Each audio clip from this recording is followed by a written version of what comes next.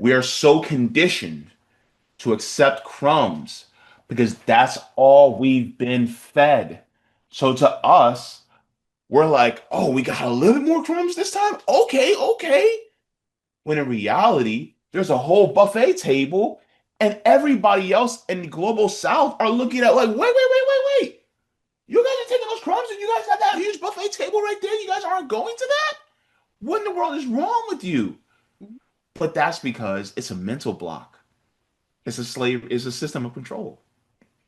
And so this is why it is so important for us to realize, those of us who do realize, we have to be patient. We have to give grace to those of us, who are around us. Even if you're in the global north, but you're not in the United States, you're still in the vassal state of the United States, right? It's not France, it's a US vassal. It's not Italy, it's a US vassal, right? And so we have to wake people up, but some people, it takes longer for their eyes to adjust.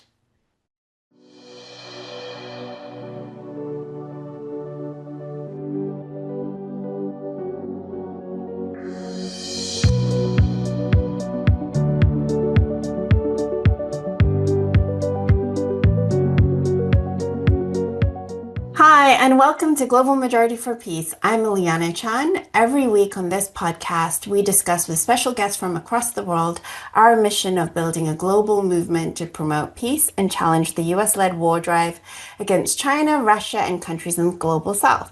We will be posting the first part here on YouTube and the full episode on our Patreon for members to watch in full. We'll also be posting the audio on Wednesdays on Spotify, Amazon Music, and Patreon. So please head on over there. This week we have a very special guest all the way from the US, James Fauntleroy from RVN. James is a grassroots organizer and a co-host and contributor to the Revolutionary Blackout Network. Welcome, James, to Global Majority for Peace. Thank you so very much for having me. It is definitely a pleasure. Glad to be with you. Great. So we like to start each interview on a more of a personal note so we can get to know you and your background. So could we start with you telling us a little bit about the origin of your politicization? I often say, was there a particular incident? But I know that's pretty hard for most people to answer. Yeah. It was actually pretty interesting. It's pretty much standard for a lot of people, especially within the last decade. A lot of us have been radicalized. Let's start off with the Bernie Sanders campaign. Some of us, it was Bernie Sanders 2016. The rest of us, people like myself, it was Bernie Sanders 2020. And so we got to see and hear about different policies that we thought that were kind of crazy.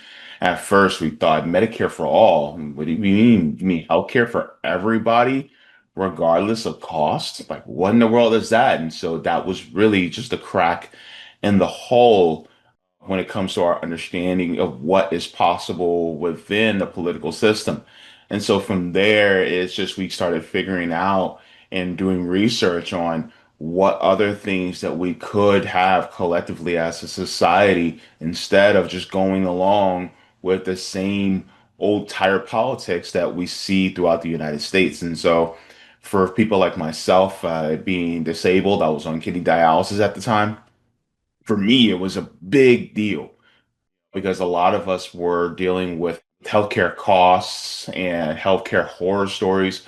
And then on top of that, we actually also had a major pandemic that was covered across the world, right? And the death tolls were massive here in the United States, especially because we did not have the universal health care, or what some people would call socialized health care, that other developed countries and even countries that are developing have. You have countries that, weren't nowhere near as developed as the United States, and yet their numbers were still lower in comparison because they actually had a universal healthcare system in comparison to the rest of us. So that was something that also was a radicalizing for me, seeing and in Bernie Sanders saying that he was a democratic socialist. And so for a lot of us, it was like the socialism was a dirty word. Socialism, communism, those words were like, wait, no, we're not one of those. We thought, it was either too far left or too far right, and those were the enemies. But then you start to realize, well, the United States has lied about a few things, and you're like, what else the United States has lied about? Then you start getting into the regime change wars that the United States has done, and the United States is really an expert at doing regime change wars, post World War II. So now you get to see exactly why Africa is the way it is. It's not because those people over there in Africa, they just can't seem to get out their own way and they just can't seem to help but put people who are corrupt in power. It's not that. It's really the United States actually is putting people in power in those countries that are corrupt. And so Africa stays that way. And then you can look at the global South in South America. You can look at those countries. Really, the countries that have the most resources are usually the ones that are put in these positions primarily because the United States wants to continue its imperialist agenda, but it can't conduct the same old-fashioned, really gun barrel to your head imperialism. But now they do it through puppets. And so they say, well, we don't have anything to do with this. That's your government. When in reality, you have ones like the CIA, the USAID, the National Endowment for Democracy that are actually CIA cutouts that are actually using these fronts in order to be able to put people who are cells instead into these countries to really do coups and regime changes that they try to make it look like it's organic when in reality it never was. And so, you look at what happened in places like Burkina Faso, you can look at places that happened with Chile, you have Salvador Allende, and then they actually replaced a socialist president, democratically elected socialist president, with a dictator named Augusto Pinochet. The United States has done this with the Shah in Iran. They took out the Shah in Iran, Mohammad Mossadegh, and then they took out the democratically elected president, Mohammad Mossadegh, in Iran, and then installed the Shah just so that they can have more control over the oil in places like Iran. And so this is over and over and over. And so as you learn history, it really does confirm the belief that, wait a minute, this system is set to exploit. This system is set to put us all and subjugate us all so that a very small minority will have control and dignity while the rest of us do not. And so that radicalizing, and as of right now, as we can see, SNAP benefits here in the United States, which is SNAP stands for Supplemental Nutrition Assistance Program, was cut in the United States because of a government shutdown, but it also was shut down because of negotiations for healthcare. And then the Democrats, who were supposed to be the party of the people, allegedly, well, they folded completely. And so the healthcare fight is now over, and the big corporations essentially won that fight, but they were going to win anyway. Well, a lot of us knew that, but now more people are now seeing that the Democrat Party doesn't do anything for them either. And so, as we have seen through the Bernie Sanders campaign, how they essentially swiped that away from him, and they rigged their own primaries, and to how we were treated during the pandemic. All these things are jumps to radicalizing somebody into moving into a direction that the United States does not want, which is the direction that looks for a society that's more equitable, equal, and egalitarian. So that's kind of how a long-winded way of saying that's what radicalized me. So you're saying that it was in 2020, not 2016? Yeah, I wasn't paying attention in politics until I started paying attention towards 2018. I started paying attention to politics more. And in 2018, we had a race for governor here in Florida. It was Andrew Gillum versus Ron DeSantis. And Andrew Gillum actually was promoting Medicare for All, which is a single payer healthcare system for everybody within the country. And so that's what got my attention. And I started listening to people at platforms like YouTube who are basically saying, look, we need this policy. And so I started paying attention then, and then I started speaking to more people on social media, and they were saying, well, people like Andrew Gillum, he moved to the right by choosing an endorsement from Hillary Clinton. And then when Bernie Sanders came in, and then it started moving further and further left from there. Okay. Oh, wow. That's really interesting. I didn't realize that it was so recent. I think because I've been following a Revolutionary Blackout Network for a while, I just thought it was more established. Like I thought it was around for a lot longer. But you're part of that with Sabrina Savarti and am I saying their names right? And Nick Cruz. And it's one of the few anti-imperialist groups with an emphasis on the working class in the US. As far as I know, I mean, I know there's PSL, and I think that's all I don't think I know any other ones. So that's quite small. I'm sure I'm ignorant though. I'm sure there's some more, but those are the two ones that are coming to mind. It's a media network, it's a collective. Can you talk to me a little bit about how it was formed, since it's pretty new, as you're explaining, I think, and what your primary aims are? Oh, sure. Yeah. So Revolutionary Blackout Network is about 4.5 years old. Oh, wow. Oh my God, I Yeah. thought it was so much older than that. Yeah, we're still babies in the independent media space. So Yeah. Well, congratulations, you're doing really well. yeah. So it was back in April. Well, technically before that, early 2021. It's in the early parts of the pandemic where Nick Cruz was doing a show on YouTube called the Black Rose Brigade.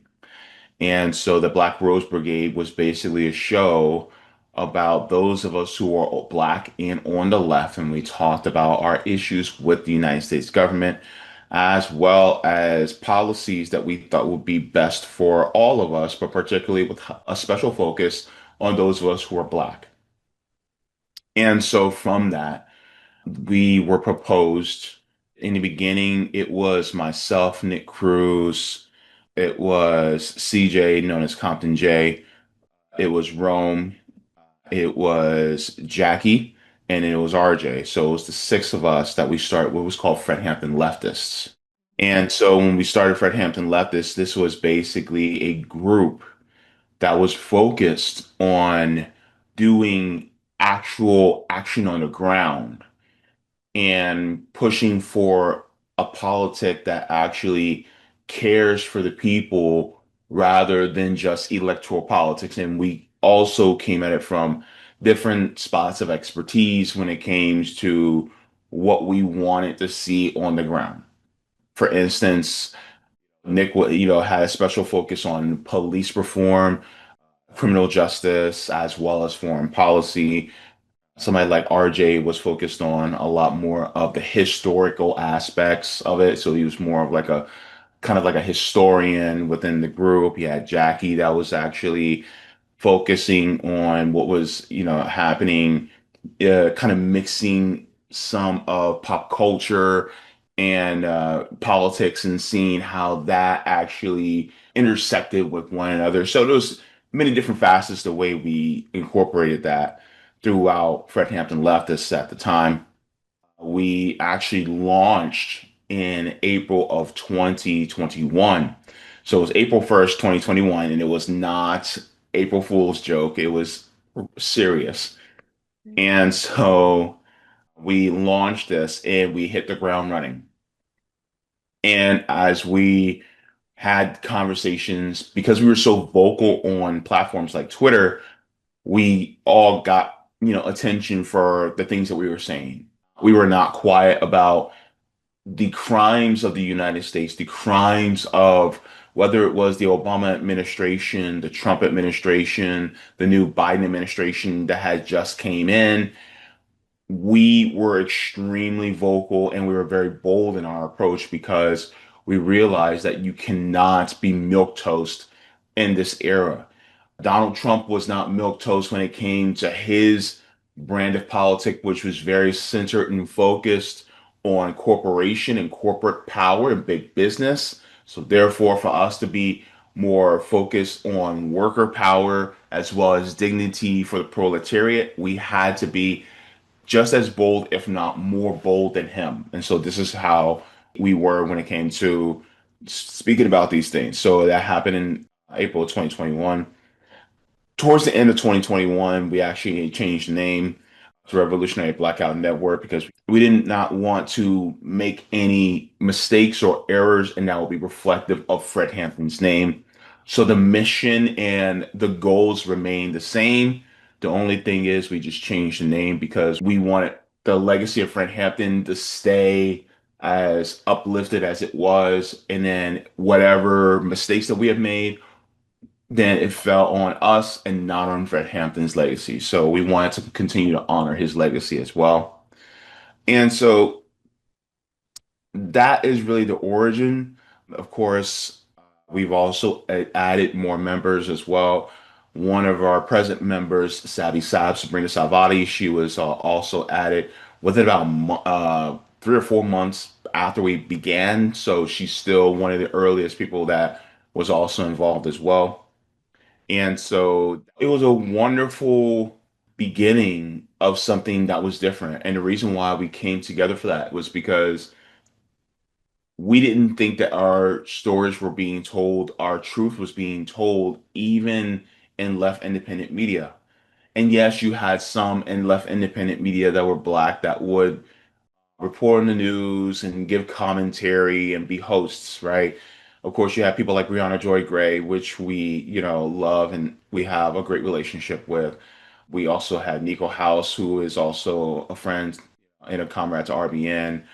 We also observed people like Tim Black, who was one of the early ones as well. So we were looking at different people, but when it comes to having an actual network, we did not have that. That was focused on Black issues as well as working class issues, and then bringing to the fore a more working class politic that was actually beneficial for all of us. And so that's one of the reasons why we felt the need to do it because it just was not being done. And when it came to talking about news that really mattered to us, unfortunately, it was not happening within left independent media on a massive scale the way that we felt it was necessary to really be able to move more people. Yeah, I was living in LA during COVID, so I was there during the Black Lives Matter. But the way that was co-opted so quickly was you got kind of like whiplash with that. So yeah, so that's why I think when I found you guys, it was really great to find voices like you. I started this podcast last year. And I am really interested in like the theory of change from the core of the US empire, which I'm currently based in the UK. So we are in the inner circle with you guys, although you're the leader for sure. So as we know for the audience, again, to reiterate that imperialism is the highest stage of capitalism. So it stands to reason that although most people might not acknowledge the links between US imperialist foreign policy and the deterioration of the US as a country, the obstacles that socialist movements faced internally, same with any country in the global north, really, are very much part of the wider Cold War between communism and imperialism. So, meaning, in other words, just to say, to explain further for the audience, I'm really hammering in on this point that if we need socialist policies, we do need to address imperialism because anything that we do, it's going to be smashed basically by imperialism within the country, and out externally. I mean, more so externally, but we're living in the global north. So, what is your theory of change and progress from the US, especially? Because everybody has a slight, so many people have different ones. But what's your theory of change for the US? That's a really good question. Theory of change on the US. My theory of change for the US is more about getting rid of a system that was designed to be only meant for a few and completely erasing it and building up a system that is meant for every single one of us, no matter who we are or our background. The theory of change involves all aspects of life that are necessary for us to live and thrive, that it has to be provided through the collective. One of my favorite phrases that actually I've heard over the last few years was a phrase from Xi Jinping, where he used the phrase common prosperity. Now, I changed the word a little bit in my head to collective prosperity, but it's still the same thing, just a semantics thing. But meaning, our country cannot move forward unless everybody is given the ability, the agency, and the tools to prosper. You cannot have prosperity if people are hungry. So guess what? We have to take care of that. You cannot prosper if people are unhoused. So you have to take care of that. You cannot have prosperity if people do not have education or the means to be able to educate themselves. So you have to take care of that, right? You cannot prosper without a viable and thriving environment. So you have to take care of that. You cannot prosper in a system where you are not in control of the means of production. So we have to take care of that. And so all these different things encompass means that the control needs to be in the sphere of the collective. So when it comes to education, you should not be paywalled for education. I think education should be free, so therefore it should be not be paywalled. Now, a lot of people will go, well, nothing is free. And it's like, yes, absolutely genius. But I also believe that the people who work in our education should also be paid very well. And also, if the government is ran by the workers, then guess what? We understand the value of education. We want to make sure that people who do educate us are also living well and compensated well. Meaning, instead of spending money and billions of dollars on machines that kill people, I want us to spend billions of dollars on educators, on people that heal us, on farmers and people who are in agriculture that feed us. I want to spend that money on making our environment not only safer, but also make it thrive. All these different things encompassing, and we all do it collectively so that everybody is able to do it. I think that people should also, who are the ones who actually build the house, be the ones who are well compensated.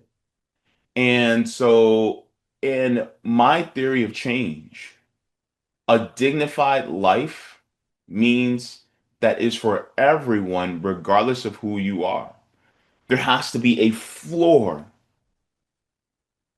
where it is unconscionable for somebody to go hungry. It is unconscionable for somebody to be homeless. It is unconscionable for somebody to not get education. Because if somebody, like for instance, and maybe I'm very radical for this, but if you want to have the education level of a doctorate in a specific area, you should not be paywalled from getting that education at all. Because that education may help us collectively move as a species forward if that person has access to it. And not access as, well, we have access to it, but we just had to come up with all the money. No, all you have to do is show up for class. That's it. And that makes it easier. And think about all the kids in the poorest areas who have this brilliant mind that's able to use divergent thinking, but because they have a barrier to their education, they cannot utilize that powerful brain of theirs in order to be able to access these educations so that the synapses in their brain open up and then they can actually go, oh, wait, we can do this even better. But we can't because they're too poor to get that education, or they're too poor to feed themselves, so they starve to death, or they're too poor to have housing. And so, therefore, we just let them die on the street. And so, my theory of change really is about dignity for everybody, no matter who you are. And this also solves a lot of the secondary and tertiary issues surrounding that, because we do know that through studies right now that poverty and crime are linked very closely together. When poverty goes up, crime goes up at a commensurate rate because one feeds into the other. So if you did a war on poverty, then that means that you are diminishing poverty. That means crime also goes down at a commensurate rate. It's not going to completely be eliminated. You also have to open up opportunity, which means, lack of opportunities need to be addressed as well. But the poverty is one of the main contributing factors. And so I don't want to have an area that's crime ridden. And so if that means by that we reduce the poverty in a given area, and if that means that you have just one house to live in instead of two or three, well, I think that's fair. I do not think that it is worth letting somebody starve just so that you can have extra food that you're never going to eat. To me, that's inhumane. I don't think it's worth having somebody unhoused just because you exploit either yourself or other people enough to have more than one house, and then they remain unhoused. But here's the crazy part. We actually have more than enough. This mindset of scarcity is absolutely foolish because it does not exist. It's just political will that is required. We have massive amounts of land and massive amounts of resources and very efficient ways of being able to utilize the land and the resources that we have in order to be able to make sure everybody is educated, housed, fed, clothed. We have these resources. The thing is that the resources are being taken up by a small few, and it should not be in the hands of a small few. It needs to be among the entire collective. And we need to democratically choose how it is being implemented and used. And most people would say everybody eats. I liken it to if you ever went to a cookout or a picnic or a buffet.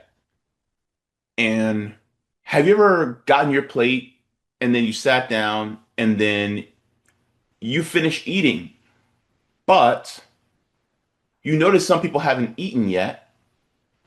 Do you feel kind of funny about going back to the line and then getting more food while knowing that some of the people who are also there haven't eaten yet? Wouldn't it be more respectful to wait till they ate first before you went for seconds? That's basically the society I want to live in. Everybody eats. It's so insane to me to think about how little it would take for the US to actually eradicate poverty. I mean, I think I was looking at the stats, right? And it was like a few hundred million, which sounds like a lot, but when you put it in context of $1.5 trillion for your military budget, then you realize like, oh, it could be done. And when you look at the China, I mean, with their targeted poverty alleviation program, from 2013 that eradicated about 80 to 100 million people in extreme poverty in like less than 10 years, I think. It is doable. I mean, it's very complex what they did, but it's completely and utterly doable. So it's just insane. I think that is the frustration with living in countries like in the global north. I mean, especially our countries in the core of the US empire, because it's just that you can see the solution, but how do we get there? I mean, just lately, Mandani's win in New York. I'm somewhat confused, like to be completely honest, about all the jubilation, which like I understand it was very hard to get him to win. So there will be like well-deserved jubilation for the people that work so hard. But I think my concern is like he's not a socialist, he's a Democrat, first of all. We've been on this merry-go-round. We've had AOC, we've had Bernie Sanders, like you mentioned. We've had Obama, I think most famously Obama.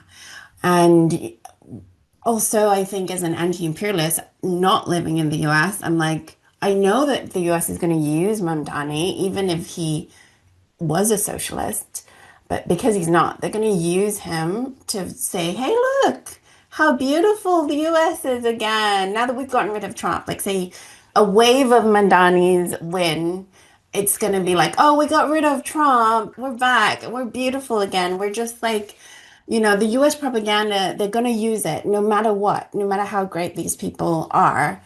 My question is, how do we do it in the global north in terms of building up this revolutionary movements?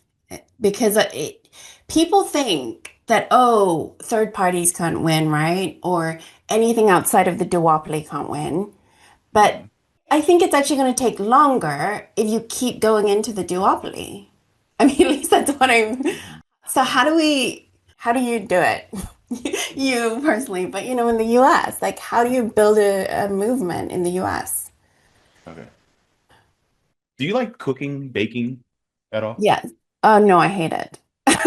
You, okay. But I'm going to give a little explanation here, and then I will tie it together. Okay. okay. So when you are making a traditional cake, you have your flour, your sugar, your butter, your eggs. You have your rising agent, which is probably something like a baking powder, maybe a little bit of baking soda. Then you also have your flavoring, which is like your vanilla or your cocoa powder, or it could be a lemon extract or something like that. And so you have these different things and you put them all together and you make a cake. The problem is that we have been conditioned in our mind to think that the main thing that we need in order to be able to make this cake is the vanilla extract or the cocoa powder. When in reality, it's nothing wrong with using them, but they're not the most essential parts to changing the system. The most essential part of changing the system would be building dual power and doing mutual aid in order to be able to build that dual power together, simultaneously creating a brand new government while this government still exists, so that when we do transition to a new government that is actually for, by, and by the people, then once that happens, then we can transition to that new government and then the other one can crumble. And that is the flour that is necessary for that cake. Now, can you make a cake without vanilla extract or cocoa powder? Okay. But can you make a traditional cake without the flour? No. This is why I say people who are told, like Obama says, don't boo, just vote, that's a psyop into getting you to lay down your arms. And speaking figuratively, right? Getting you to not be as vigilant and just thinking, well, we have our system already. All we got to do is vote for it. If that was the case, then we would have so much more already, but we don't. What made Dr. Martin Luther King Jr., Fannie Lou Hamer, Assata Shakur, the Black Panther Party, what made a lot of these groups so dangerous? Was it voting? It was building dual power and doing mutual aid in order to be able to build that dual power that was made them so dangerous. Because it was an actual threat to the system. You see, if I make a cake without that vanilla extract, that cake is still going to be made once I put it in the oven. When that heat is applied, it's still going to rise. It's still going to be fluffy. It's still going to be delicious, especially if I have the right fat content in it. It's just not going to have the flavoring of whatever I need it to be.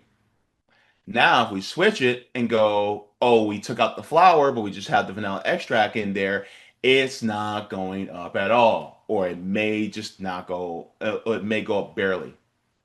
So really, you don't really have much of anything. And so, if in order for us to be able to rise to the occasion, we actually have to have a foundation there set in place. Now, if you want to vote, and I get it, because people who voted for Zoran Mamdani, what was the choice? There was no real third party choice. And you had Zoran Mamdani, and then you had Andrew Cuomo. And we know the people weren't going to choose Sliwa. And Andrew Cuomo has a history of not only sexual abuse, but he also had a hand in murdering senior citizens during the pandemic.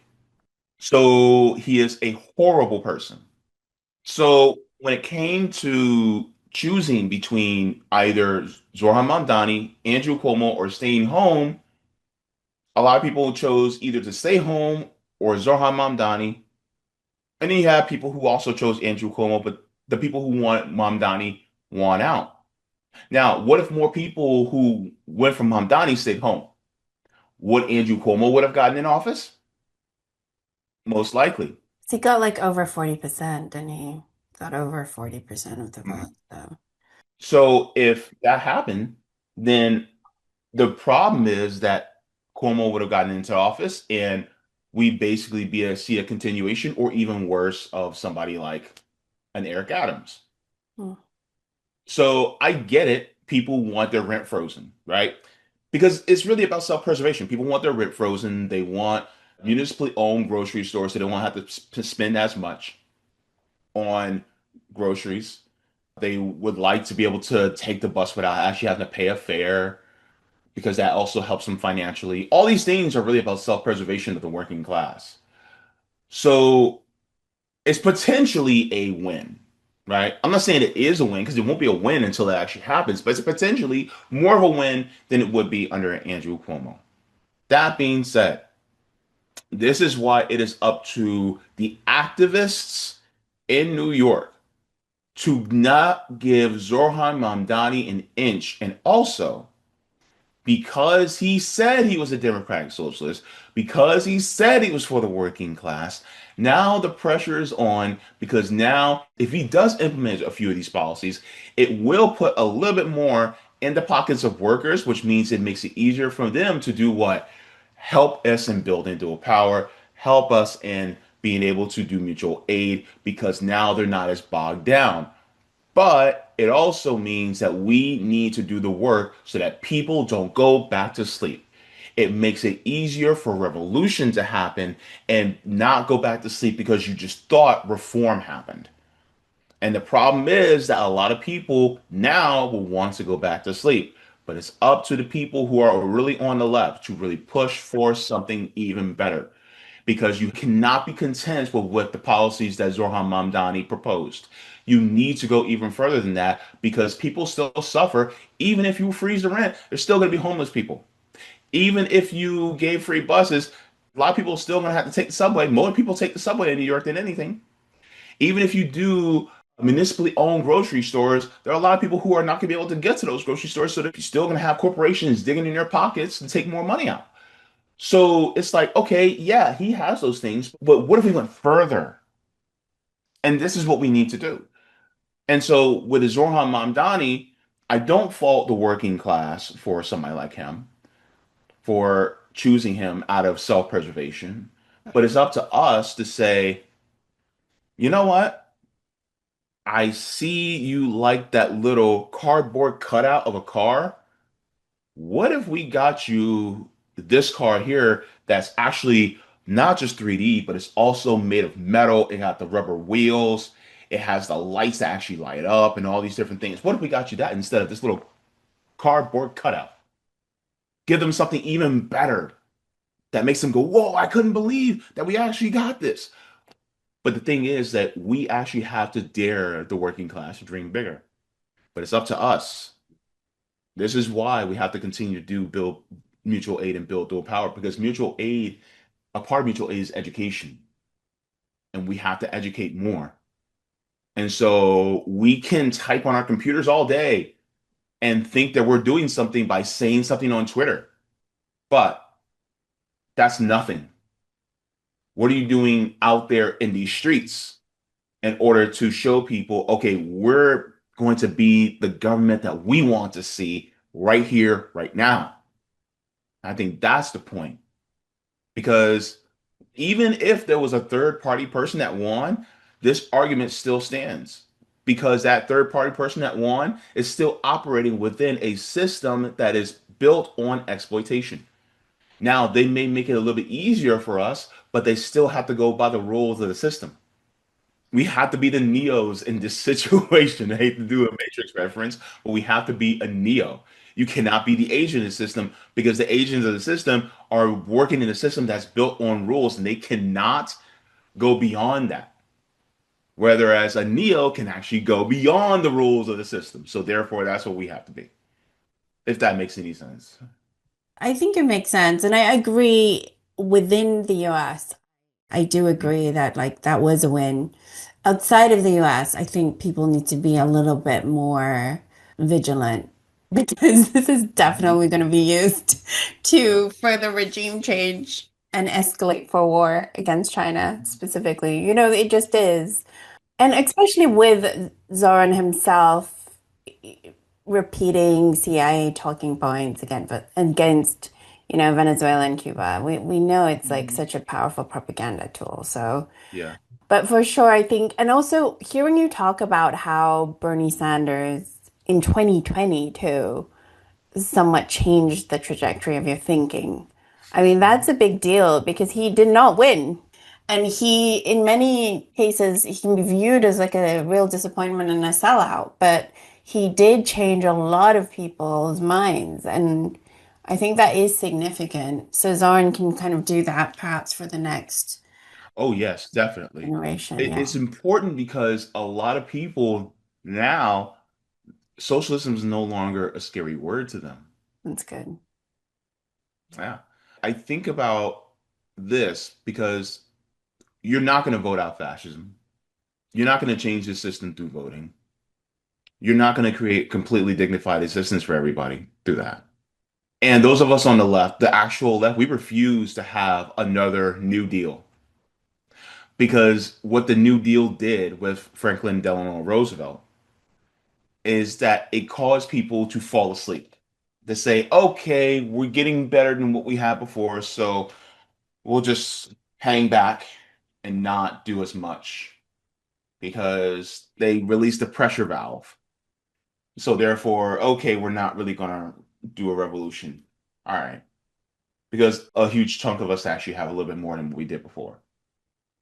And so this is why I say it's up to us to continue to push for something because I think that also Zoran Mamdani could also be used to defang and declaw the left. There are agents out there like a Zoran Mamdani that are used to say, hey, we did it. We did it within the system. We're good. You guys don't have to do anything more, which in reality, he's kind of allowing himself to be a puppet of the ruling class in that way to make it seem like, oh, well, we really don't need to do this when in reality we still do. Because as long as the United States continues this imperialism abroad, and the funny part is, it's easier to revolutionize the system from the inside than it is from the outside. Because you can be in Laos, you can be in Venezuela, you can be in DPRK, and you can try to change the system from the imperialist system from the outside, but you can only do so much because the armor is very strong. But from the inside, well, who's on the inside? Yeah, I agree with you. I think this is the issue, right, that we have though, is like from the global, because I do also consider myself from the global south, from the global Mhm. south. I think it's frustration, but I've also lived in the US, so I understand. But it's like the people in the US actually have the most power to change the system, like, Mhm. versus someone in Malaysia, which I'm also from. But they're also the most propagandized to believe they can't change any system. Like when I was living there, I was just so struck by how Americans, well, US people, I have friends in South America who don't like me to say Americans, but US people, they really are okay with crumbs and they will make excuses for the crumbs. And it's insane how they're fighting over crumbs. So it's Yeah. really bizarre to have this very self-entitled culture and then really, in some ways, not self-entitled at all. Like it's bizarre. But you know why that is? I'm going to give you an example. You might have heard this particular. analogy before, but there's an analogy where you're at a circus and you put a big stake in the ground and you have a chain in with that stake and you take a little baby elephant and you chain that baby's elephant's leg to the stake that's in the ground. And that stake is in the ground deep. And that baby elephant will try to go away from that stake, but it gets caught on that leg and it cannot move out any further than what it can. And you keep that chain on its leg for years and years and years to the point where it's a full grown adult elephant. And that elephant knows it can only go so far because it's so used to being stopped by that chain. Now take that stake out and change the stake that's in the ground to a plastic lawn chair. And then see if that elephant will still go beyond that circle that it was able to go. It won't because it's been conditioned in its mind that it cannot go any further.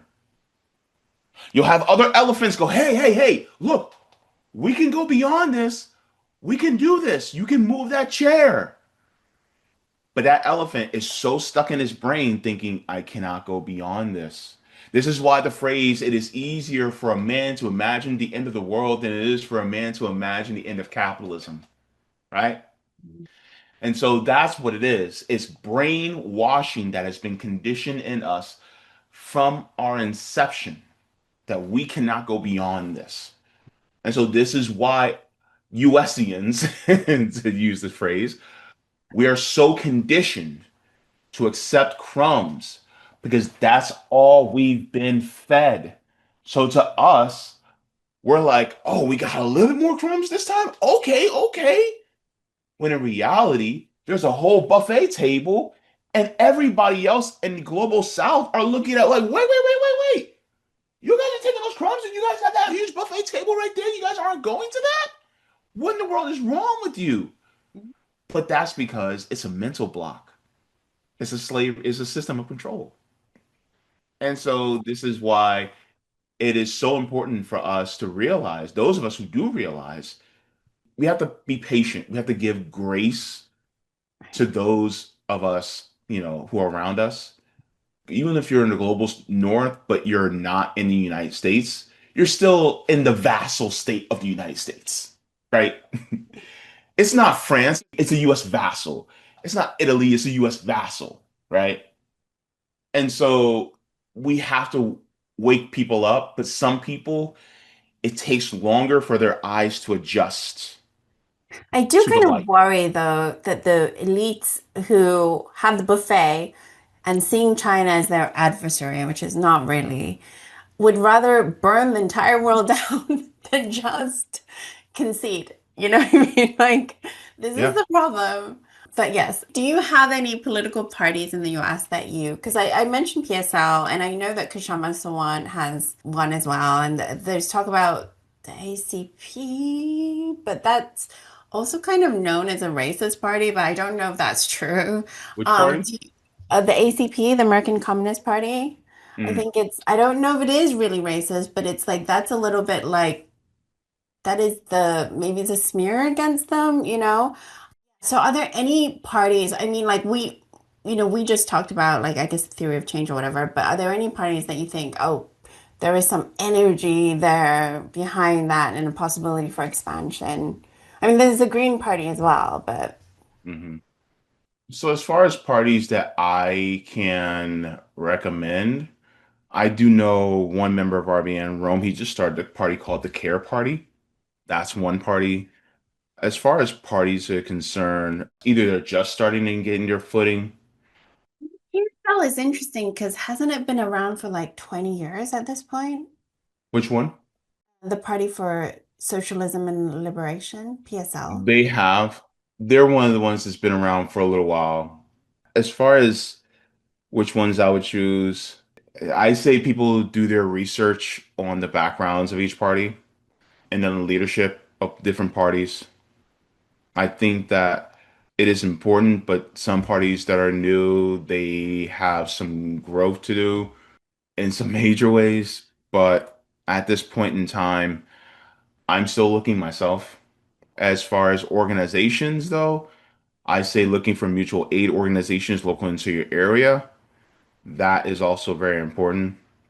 And so start there with mutual aid organizations. As far as parties, when it comes to like electoral politics, if there is a party that is outside of duopoly and their policies are more in line with anti-imperialism and anti-capitalism, even if you know they're not going to win, then you could probably choose them. I don't want to say I'm lax on, but people like a Zoran Mamdani, his policies are not effective foreign policies. Like he does not dictate foreign policy at all. He's a mayor. So when it comes to mayors, they can have terrible foreign policy. At the same time, are they going to be able to dictate foreign policy? No. So, it's kind of like a paper tiger in that way. Even though he's completely wrong on a lot of things, especially like when it comes to Venezuela, when it comes to Cuba, places like that, he's completely wrong. But he cannot dictate policy when it comes to those countries anyway. So, But I think the international focus on him makes that's why I'm like we got to be really vigilant about that because the international focus and hype means that he's going to be used in US mhm. propaganda to Yeah. justify further or cover further, you know. Like Hmm. clearly it's already happening. Like who cares? I mean, not who cares, but I mean, a mayor in New York, why is our mayor in London saying it's a victory for hope? Like it's like Hmm. what? Okay. You know. Yeah. My thing is like if there's somebody who is third party, if they're running and they have a better politic and they want to actually get rid of the system, they might be the best choice if they are available to you.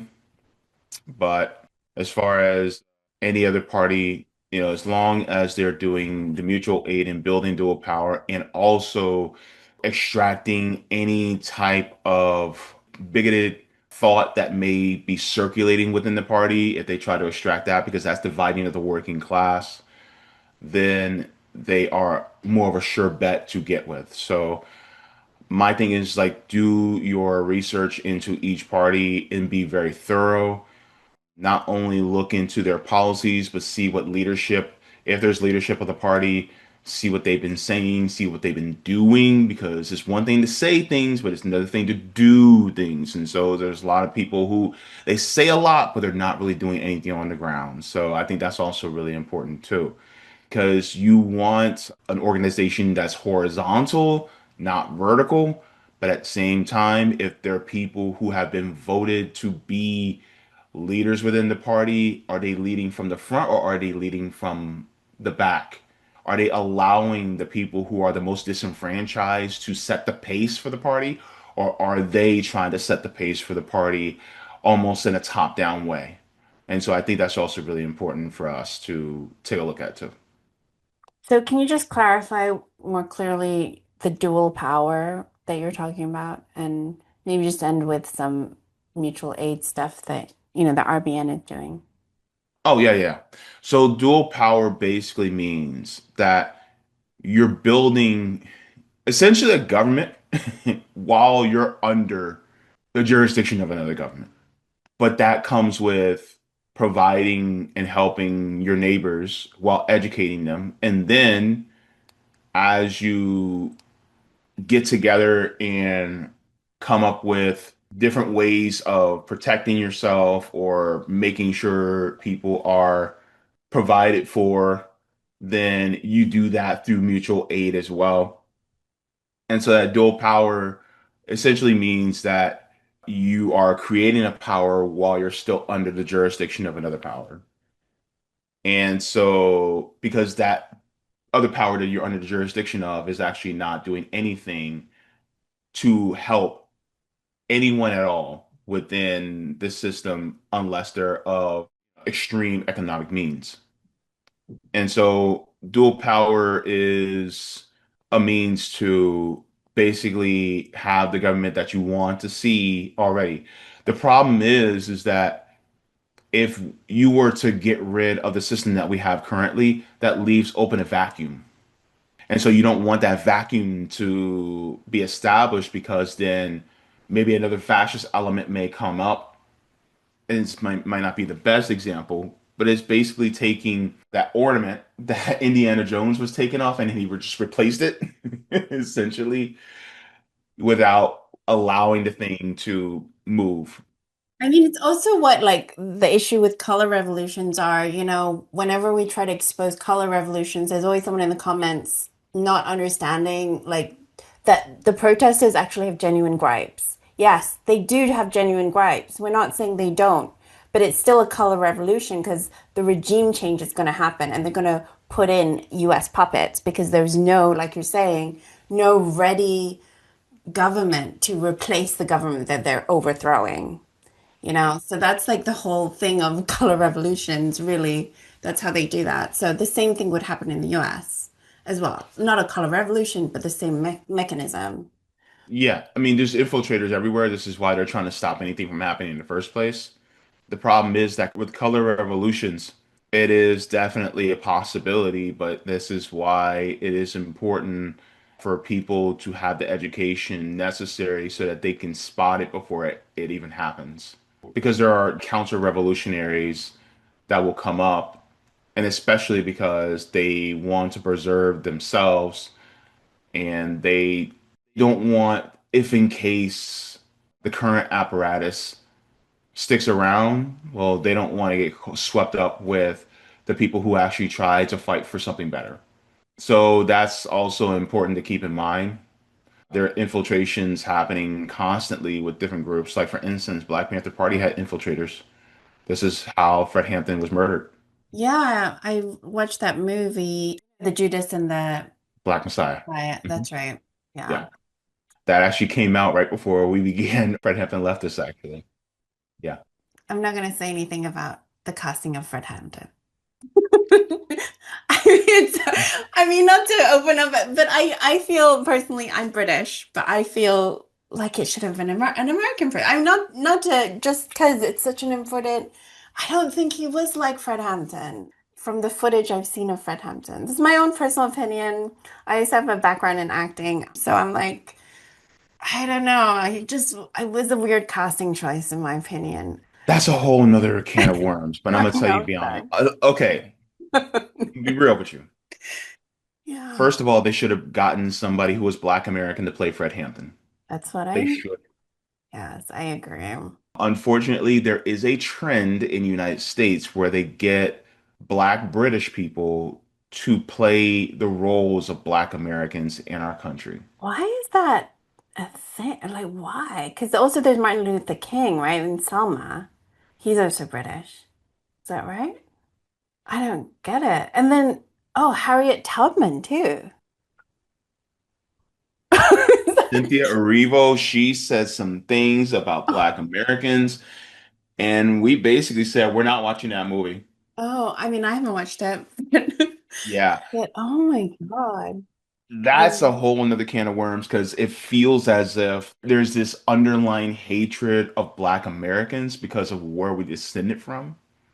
And it's not this same hate for Black British people because if they're Black and British, they're largely from immigrant families that immigrated from Africa to Britain, and then from Britain, they come over here to act because they may be second or third generation. For us, it's that we are, originally generated from our enslaved ancestors for generation and generation and generation. And so it feels like it's not just anti-blackness, but it's anti-descendant of American chattel slavery that takes place within this country. And it's like as if we can't tell our own stories. Right. So then they want somebody who does not have the same history.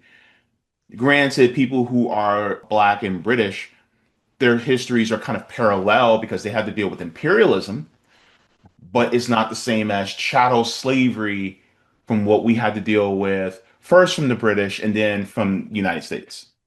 Like, for instance, you have somebody like a Idris Elba. Don't get me wrong, wonderful actor. But at the same time, it's like you're playing somebody who does not have that history behind you that is the same as being from here. And so that's like getting somebody Japanese to play somebody who's Chinese. That was uh, that That's too far now. That's too far now.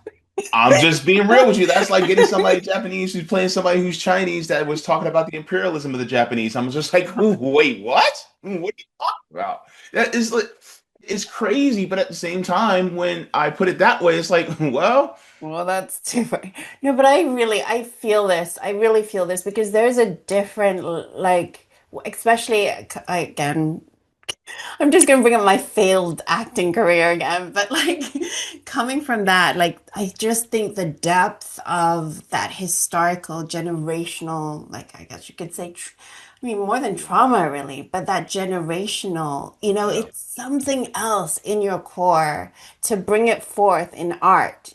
It would be such a different experience, I think, to be able to witness as well. But you're Mm. also speaking to something, and here's the thing, you didn't fail at acting. It's just that when it comes to acting, Hollywood is dominated by capitalism. So therefore, it is losing connection with the actual art form. And the war machine. I mean, that is what makes me uncomfortable Yeah. pursuing that like wholeheartedly. It was like, I'm also Chinese, so it's like I'm also going to be involved in propaganda against China. Yeah. It's like, yeah, it's just, Yeah. And then they stereotype you too, right? yeah, and that's like just the first level that you're dealing with. But when you think about how the US has openly said they want war with China in 2027. So like Mhm. on one level you're doing stuff like being asked to translate whole scripts in broken English and you're like, why would you write it in broken English if you want me to translate it into Chinese? Do you know what I mean? Like the brain in them is just like, Mhm. just put it in normal language and then I'll translate it. Do you know what I mean? Like they're not going to be speaking in broken Chinese, but just Yeah. stuff like that. And then the stereotypes and everything. But that's Hmm. the least of it, right? That's the least of the problem. Yeah. And also, they want somebody that's going to be more okay with playing the stereotype. And a lot of us are not okay with playing the stereotype, not like we used to. And so we have a history of that being done to us. And then since we started resisting, then they're like, okay, well, we're going to go to other Black people and we're going to dangle this carrot and say, hey, you guys can come and live in America now, the land of opportunity, right? Even though if you look at how they treat us, is it really the land of opportunity? It's like, no, then it's not. But they dangle that carrot in front of them and then they'll cast them before they will cast any one of us. And so that's what's sad. Unless you're like one of the actors that are of legend, like a Samuel L. Jackson or a Denzel Washington, then they will cast them because they have that pedigree. But at the same time, anybody that's new and up and coming, they would rather have the big roles go for somebody who's Black, but they're not Black American. That's interesting. That's like a whole other podcast where we can discuss film. That's a whole nother conversation. But it's linked, right? But yeah, I've never actually spoken about films on this Yeah, yeah. podcast. Hollywood is Love that. lame. If you really want to talk about how lame Hollywood is, the guys at Right Brain Studios, they are anti-imperialist filmmakers. You should get in touch with them because they actually have their own streaming service where they show anti-imperialist films from RK, Cuba, China, different countries in Africa. They show anti-imperialist films on their platform. Sorry, they called Red Brain? Red Brain? Right Right. brain, Right. like right and then your brain, Oh, right brain. right. Not right wing, but No, right. no, no, right as in writing and Oh, brain. Right okay, brain. cool. Hmm. I'll look that up. That's really Yeah. interesting. Do you actually know of any of them personally? Actually, yeah, I actually spoke to a couple of them last week. So you have Mark Rubendahl and Kevin Ronka. They are directors and they are editors. They also have actually directed a documentary with one of our members of RBN. His name is Rome. And they did a documentary called Rome, Death to America. And Rome talks about being a communist as well as his activism in trying to change the United States. And so that was an amazing documentary that I think that many more people should see. I was floored at how good it was. So I think that a group like Right Brain, they're amazing guys who I think they don't get as much attention as they should, but they are in a league of their own. Oh, maybe I should watch this documentary and maybe I can interview them. Do you think they would be up for that? Be a Yeah, complete I change. can definitely make sure that you get the link to see the documentary. Oh, great. It Thank is riveting. I'll put it that way. It's Whoa. Okay. riveting and it's radicalizing. That's the beautiful part about it. Okay, thank you. Soliciting on the podcast. I usually wait until we start recording. But thank you so much, James, for that. And yeah, thank you so much for this amazing Mhm. conversation. Do you have Mhm. any parting words before we say goodbye? Yeah, so one thing I want to say to your viewers is that no matter what anybody tells you, if you are suffering through not being able to afford enough food, if you are housing insecure or unhoused, if you are working and trying to just make ends meet, but you feel dejected, or if you're suffering through paying for student loan debt, no matter what you're suffering through within this country, 99 times out of 100, it is not your fault. It is not your fault that you are thrusted into a system that exploits you and that uses that exploitation as a message to others to say, this person has to accept their exploitation. If not, then they are marked for death. And that's how the system operates. And so it is not your fault because now that only means that we need to change the environment. One of my favorite quotes is, if a flower doesn't bloom, you change the environment in which the flower grows, not the flower. It's not your fault that you haven't bloomed. It's that the environment that you were put in, it is not conducive for you to thrive. And so now we need to come together to change the environment so that we all can thrive together. And so this is why I encourage you to look for mutual aid groups within your area. If there aren't any in your area, then you can start a mutual aid group. I know that my sister Savvy Sav, she does a mutual aid workshop and teaches people how to start doing mutual aid. And if you guys would like to find mutual aid groups, please go ahead and look for those and just start. Just join, volunteer, help out, and learn. And then once you start doing that, everything will start to grow in your understanding. And so I beg of you to please try to do what you can to help your neighbors and grow the class consciousness and solidarity among your community because we are all we have and we are the heroes that we want to see. Thank you. That was really beautifully said. And I'll add in your link tree underneath, so I'm sure you have many resources for people to find. Thank you so much, James, for coming on to Global Majority for Peace. Wow. Thank you. And thank you everyone for watching. I'll see you guys next week.